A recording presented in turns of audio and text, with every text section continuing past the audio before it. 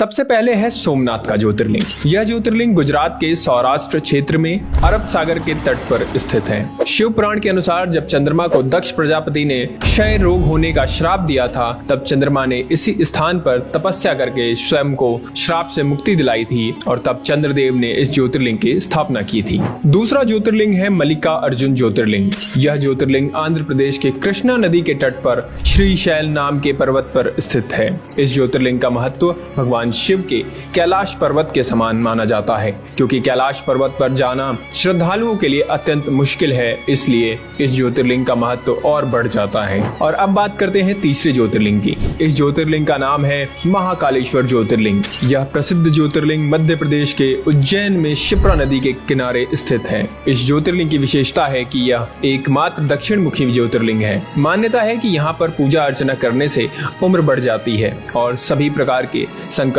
टल जाते हैं। चौथा ज्योतिर्लिंग है ओमकारेश्वर ज्योतिर्लिंग। यह ज्योतिर्लिंग मध्य प्रदेश के प्रसिद्ध शहर इंदौर के पास स्थित है। जिस स्थान पर ज्योतिर्लिंग है उस स्थान पर नर्मदा नदी बहती है और यह नदी चारों ओर बहती है, जिसमें यहाँ ओम का आकार बनता है, इसलिए इसे ओमकारेश्वर के नाम से जाना जाता है। मान्यता है कि तीर्थयात्री सभी तीर्थों से जल लाकर ओमकारेश्वर में अर्पित करते हैं और तभी उनके सारे तीर्थ पूरे माने जाते हैं। पांचवा है केदारनाथ ज्योतिर्लिंग। भगवान शिव का यह प्रसिद्ध ज्योतिर्लिंग उत्तराखंड में स्थित है। यह मंदिर समुद्र तल से 3200 किलोमीटर ऊंचाई पर स्थित है। यहाँ सर्दियों में भारी बर्फबारी होती है, इसलिए सर्दियों के 6 महीने यहाँ जाना मुश्किल है, अर्थात यहाँ दर्शन के लिए सिर्फ गर्मी में ही जाया जा सकता है। मान्यता है कि इस मंदिर का निर्माण पांडवों के पौत्र महाराजा जन्मेजय ने करवाया था। अब बात करते हैं छठे ज्योतिर्लिंग की, जिसका नाम है भीमाशंकर ज्योतिर्लिंग। यह ज्योतिर्लिंग महाराष्ट्र के पुणे जिले में पश्चिमी घाट या सह्याद्री नामक पर्वत पर स्थित है। यहाँ स्थित शिवलिंग काफी मोटा है और इसलिए इसे मोटेश्वर महादेव भी कहा जाता है। सातवां है विश्वनाथ ज्योतिर्लिंग।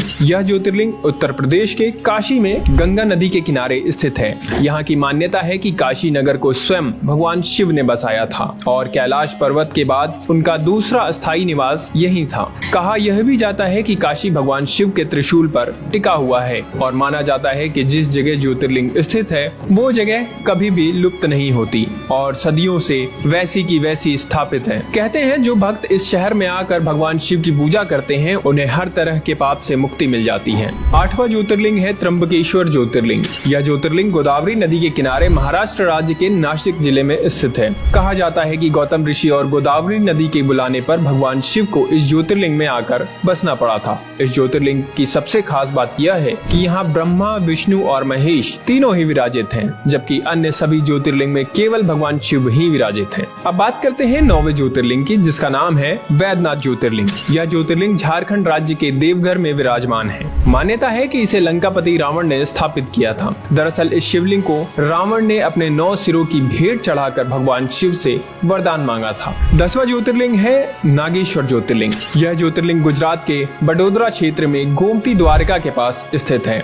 इसके अलावा कुछ लोग उत्तराखंड के अल्मोड़ा जिले में स्थित जागेश्वर शिवलिंग को भी नागेश्वर ज्योतिर्लिंग मानते हैं। 11वां ज्योतिर्लिंग है रामेश्वरम ज्योतिर्लिंग। यह ज्योतिर्लिंग तमिलनाडु के रामनाथन जिले में मन्नार की खाड़ी के पास स्थित है। यह भारत के दक्षिणी भाग में सबसे अधिक देखे जाने वाले मंदिरों में से एक है। मान्यता है कि यहाँ भगवान राम ने वानरों के साथ मिलकर लंका पर चढ़ाई के लिए राम सेतु बनाया था और यही उन्होंने रामेश्वरम ज्योतिर्लिंग की स्थापना की थी। इस दिव्य तीर्थ को भारत के 4 धामों में से एक भी माना जाता है। और अब 12वां यानी कि अंतिम ज्योतिर्लिंग, जिसका नाम है कृष्णेश्वर ज्योतिर्लिंग। यह ज्योतिर्लिंग महाराष्ट्र के दौलताबाद से लगभग 18 किलोमीटर दूर बहरौल गांव में स्थित है। इस मंदिर का निर्माण देवी अहिल्या होलकर ने करवाया था। धुष्मेश्वर महादेव के दर्शन से सभी पाप दूर हो जाते हैं और जीवन में सुखी सुख आ जाता है। तो दोस्तों ये थे भगवान शिव के 12 ज्योतिर्लिंग, जो सिर्फ भगवान शिव के स्थान ही नहीं बल्कि हमारी संस्कृति और भारतीय धरोहर का भी एक अंग माने जाते हैं। इसलिए अगर आपको वीडियो अच्छी लगी हो तो हमारे चैनल को सब्सक्राइब करें और हमारे फेसबुक पेज को फॉलो करना ना भूलें।